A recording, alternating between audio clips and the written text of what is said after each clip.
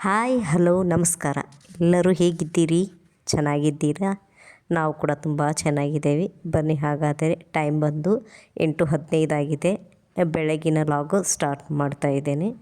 ನಾನು ಬಂದುಬಿಟ್ಟು ಇವತ್ತಿನ ಟಾಪಿಕ್ಕು ಕನಸಿನ ಬಗ್ಗೆ. ಯಾವ ಕನಸು ಬಂದರೆ ಒಳ್ಳೆಯದು, ಯಾವ ಕನಸು ಬಂದರೆ ಕೆಟ್ಟದ್ದು ಅಂತ ನಿಮಗೆ ಸಣ್ಣದಾಗಿ ನಾನು ಈ ವಿಡಿಯೋ ಮೂಲಕ ಹೇಳೋಕ್ಕೆ ಇಷ್ಟಪಡ್ತೀನಿ. ಕನಸು ಪ್ರತಿಯೊಬ್ಬರಿಗೂ ಬರುತ್ತೆ. ಇಂಥವ್ರಿಗೆ ಬರಲ್ಲ, ಅಂಥವ್ರಿಗೆ ಬರಲ್ಲ ಅಂತ ಹೇಳೋ ಹಾಗೆ ಇಲ್ಲ. ಪ್ರತಿಯೊಬ್ಬರಿಗೂ ಬರುತ್ತೆ. ಅದರಲ್ಲಿ 2 ಭಾಗ ಅಂತ ಹೇಳ್ಬೋದು. ಒಂದು ಒಳ್ಳೆಯ ರೀತಿ ಕನಸು, ಮತ್ತೊಂದು ಕೆಟ್ಟ ರೀತಿ ಕನಸು. ನಮ್ಮ ಜೀವನನೂ ಹಾಗೆ ಅಲ್ವಾ? ಒಂದು ನಮಗೆ ಒಳ್ಳೆಯ ರೀತಿ ಆಗ್ತಾ ಇರುತ್ತೆ. ನಮ್ಮ ಬೆನ್ನ ಹಿಂದ್ಗಡೆ ಮತ್ತು ಕಷ್ಟಗಳು ಬೆನ್ನ ಹಿಂದನೇ ಇರುತ್ತೆ, ನಮಗೆ ಗೊತ್ತಿರಲ್ವಲ್ಲ. ಹಾಗೆ ಕೂಡ ಈ ಕನಸು ಕೂಡ ಒಂದು. ಇವತ್ತು ಕನಸಿನ ಬಗ್ಗೆ ನಾನು ನಿಮಗೆ ಹೇಳ್ತೇನೆ. ನಾವು ಪ್ರತಿ ರಾತ್ರಿ ಮಲಗಿದಾಗ ನಮಗೆ ಇಂಥದ್ದೇ ಕನಸು ಬೀಳ್ತತೆ ಅಂತ ಹೇಳಿ ನಮಗೆ ಮುಂಚೆನೇ ಗೊತ್ತಿರಲ್ಲ. ನಮಗೆ ಬೆಳಗ್ಗೆನೇ ಗೊತ್ತಾಗೋದು, ಎದ್ದಾಗೇ ಗೊತ್ತಾಗೋದು, ಓ ಇವತ್ತು ಇಂಥ ಕನಸು ಬಿತ್ತು, ನನಗೆ ಇವತ್ತು ಇಷ್ಟು ಚೆನ್ನಾಗಿರೋ ಕನಸು ಬಿತ್ತು, ಇವತ್ತು ಇಷ್ಟು ಕೆಟ್ಟದಾಗಿರೋ ಕನಸು ಬಿತ್ತು ಅಂತ ಹೇಳಿ ನಾವು ಬೆಳಗ್ಗೆ ಎದ್ದಾಗೇ ಗೊತ್ತಾಗೋದು ನಮಗೆ. ಕನಸು ಬರಬೇಕು ಗಾಯ್ಸ್, ಬರಬಾರ್ದಂತಲ್ಲ. ಕನಸು ಬಂದರೆ ನಮಗೆ ಯಾವುದು ಒಳ್ಳೆಯದಾಗ್ತತಿ, ಮುಂದೆ ಯಾವುದು ಕೆಟ್ಟದಾಗ್ತತಿ ಅಂತ ಹೇಳಿ ನಮಗೆ ಮುನ್ಸೂಚನೆ ನೀಡ್ತತಿ ಕನಸು. ಹಾಗಾಗಿ ಪ್ರತಿಯೊಬ್ಬರಿಗೂ ಕನಸು ಬಂದರೆ ಅದು ನೆನಪಿನಲ್ಲಿ ಇಟ್ಕೋಬೇಕು. ನಾವು ನೆನಪಿನಲ್ಲಿ ಇಟ್ಕೊಂಡು ಬೆಳಗ್ಗೆ ಏನು ಬಿತ್ತು, ಏನು ಬೀಳಲಿಲ್ಲ ಅಂತ ಸ್ವಲ್ಪ ನೀವು ಅದ್ರ ಬಗ್ಗೆ ಲಕ್ಷ್ಯ ಕೊಟ್ಟರೆ ನಿಮಗೆ ಮುಂದೆ ಕಷ್ಟಗಳ ದಿನಗಳು ಬರಬಹುದು, ಸುಖದ ದಿನಗಳು ಬರಬಹುದು ಅಂತ ಹೇಳಿ ನಾವು ಅಲ್ಲೇ ಕೂಡ ಜಡ್ಜ್ಮೆಂಟ್ ಮಾಡ್ಬೋದು. ಒಬ್ಬೊಬ್ಬರಿಗೆ ಚೆನ್ನಾಗಿರೋ ಕನಸನ್ನೇ ಬೀಳ್ತಾ ಇರ್ತಾವೆ. ಅಂದರೆ ಅವರಿಗೆ ಮುಂದೆ ಯಾವುದೇ ರೀತಿ ಸಂಕಟಗಳು ಬರುತ್ತಾ ಇರಲ್ಲ, ಅಷ್ಟು ಚೆನ್ನಾಗಿ ಅವ್ರ ಜೀವನ ನಡೀತೈತೆ ಅಂತ ಹೇಳಿ ನಾವು ಆ ರೂಪದಲ್ಲೇ ಕನಸನ್ನ ಅರ್ಥ ಮಾಡ್ಕೋಬಹುದು.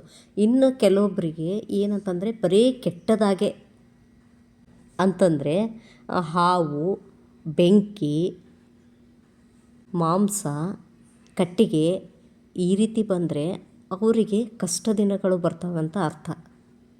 ಗಾಯ್ಸ್, ಇನ್ನೊಂದೇನು ಅಂತಂದರೆ ನಾವು ಕನಸು ಕಾಣ್ತಿರ್ತೇವೆ ಅಲ್ಲ, ನಮ್ಮ ಕನಸಲ್ಲಿ ಹೆಚ್ಚಾಗಿ ನೋಟುಗಳು, ನಾಣ್ಯಗಳು, ಆಮೇಲೆ ನೀರು ಹರಿತಿರ್ಬೇಕು.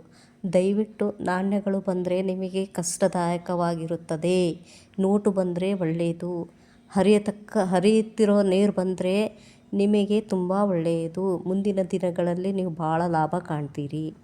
ಅಥವಾ ನಿಮಗೆ ಇವತ್ತು ರಾತ್ರಿ ಕನಸು ಬಿತ್ತು ಅಂತಂದರೆ ನಿಮಗೆ ಬೆಳಗ್ಗೆ ಯಾವ್ದಾರ ರೂಪದಾಗ ನಿಮಗೆ ಅಮೌಂಟ್ ಬರ್ತೈತಿ ಅಂತಂದರೆ, ಉದಾಹರಣೆಗೆ ಸಣ್ಣದಾಗಿ ನೀರು ಹರಿತು ಅಂತ ಅಂದರೆ ಒಂದು 1000 ರೂಪಾಯಿ ಒಳಗೆ ನೀವು ದುಡ್ಡು ನೋಡ್ತೀರಿ. ದೊಡ್ಡ ಪ್ರಮಾಣದಲ್ಲಿ ಹರಿತು ಅಂತಂದರೆ ನೀವು ಹೆಚ್ಚಿನ ಪ್ರಮಾಣದಲ್ಲಿ ದುಡ್ಡು ಕಾಣ್ತೀರಿ ಅಂತ ನಾನು ಹೇಳ್ತೇನೆ. ಯಾಕಂತಂದರೆ ಇದು ನಾನು ಪ್ರಾಕ್ಟಿಕಲ್ಲಾಗಿ ಮಾಡಿರ್ತಕ್ಕಂತಹದ್ದು, ಇದು ನನ್ನ ಕನಸಿನಲ್ಲಿ ಬಂದಿರತಕ್ಕಂತಹದ್ದು. ದಯವಿಟ್ಟು ಒಳ್ಳೆಯ ಕನಸು ಬಂದರೆ ಯಾರ ಹತ್ರ ಹಂಚ್ಕೋಬೇಡಿ. ಹಂಚ್ಕೊಂಡೆ ನಾನು, ಯಾಕಂತಂದರೆ ನಿಮಗೆ ಒಳ್ಳೆಯದಾಗಲಿ ಅನ್ನೋದಕ್ಕೋಸ್ಕರ ನಾನು ಹಂಚ್ಕೊಂಡಿರೋದು ಹೊರತು ಕೆಟ್ಟದ್ದಾಗಲಿ ಅಂತ ಹಂಚ್ಕೊಂಡಿಲ್ಲ. ದಯವಿಟ್ಟು ಇದು ಒಂದು ಕನಸನ್ನ ನೀವು ಪ್ರಯತ್ನ ಮಾಡಿ ನೋಡಿ. ಕನಸು ಬಂದರೆ ದಯವಿಟ್ಟು ಒಳ್ಳೆ ಕನಸು ಬಂದರೆ ಯಾರ ಹತ್ರನೂ ಹಂಚ್ಕೊಳ್ಳೋಕೆ ಹೋಗಬೇಡಿ. ಯಾಕಂತಂದರೆ ಒಬ್ಬೊಬ್ಬರಿಗೆ ದೇವರ ಶಕ್ತಿ ಕೂಡ ಇರುತ್ತದೆ. ಕೆಟ್ಟ ಕನಸು ಬಂದರೆ ಹಂಚ್ಕೊಳ್ಳಿ. ಯಾಕಂತಂದರೆ ನೀವು ಹಂಚ್ಕೊಂಡ್ರೆ ಅದು ಸ್ಪ್ರೆಡ್ ಆದರೆ ಆದಷ್ಟು ನೀವು ಕಡಿಮೆ ಸುದ್ದಿಗಳು ಕೇಳ್ತೀರಿ. ಅಂದರೆ ಅದು ನಮ್ಮ ಮನೆಯಲ್ಲಿ ಏನು ನಡೆಯಲ್ಲ, ಬೇರೆ ಕಡೆಯಿಂದ ನಾವು ಸುದ್ದಿ ಕೇಳ್ತೀವಿ ಅಷ್ಟೇ. ಕೆಟ್ಟದಾಗಿ ಒಂದು ಸಾವು ಕೇಳ್ಬೋದು, ಮತ್ತೊಂದು ಕೇಳ್ಬೋದು ನಾವು. ಹಾಗಾಗಿ ಕೆಟ್ಟದ್ದನ್ನು ಬೇಗ ಹಂಚ್ಕೊಳ್ಳಿ. ಒಳ್ಳೆಯದನ್ನು ಮಾತ್ರ ಅದು ಕನಸು ಬಂದರೆ ಯಾವುದೇ ಕಾರಣಕ್ಕೂ ಹೇಳೋಕ್ಕೆ ಹೋಗಬೇಡಿ. ನೀವು ನಿಮ್ಮಲ್ಲೇ ಇರಲಿ ಅದು.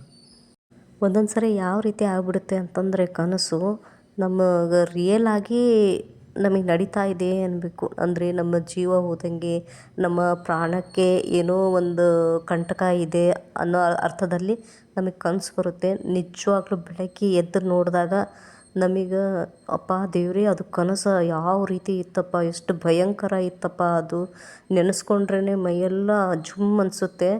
ಆ ರೀತಿ ಕನಸಿತ್ತಪ್ಪ, ನಾನೆಲ್ಲೋ ನಿಜವಾಗ್ಲೂ ನನಗೆ ಆಗ್ಬಿಡುತ್ತೆ ಏನೋ ಅಂತ ನಾವು ಭಯ ಪಟ್ಕೊಂಡ್ಬಿಡ್ತೇವೆ. ಆ ರೀತಿ ನಿಮಗೆ ಏನಾದರೂ ಆಯಿತು ಅಂತಂದರೆ ನೀವು ತಕ್ಷಣಕ್ಕೆ ನಿಮ್ಮ ಮನೆ ದೇವರು ಇರುತ್ತಲ್ಲ ಮನೆಯಲ್ಲಿ, ಬೇಗ ಎದ್ದು ಒಂದು 5 ನಿಮ್ಮ ದೇವರ ಯಾವ ವಾರ ಇರುತ್ತಲ್ಲ ಆ ವಾರ 5 ವಾರ ನೀವು ಪೂಜೆ ಮಾಡಿದರೆ ನಿಮಗೆ ಖಂಡಿತ ಏನೂ ಆಗಲ್ಲ.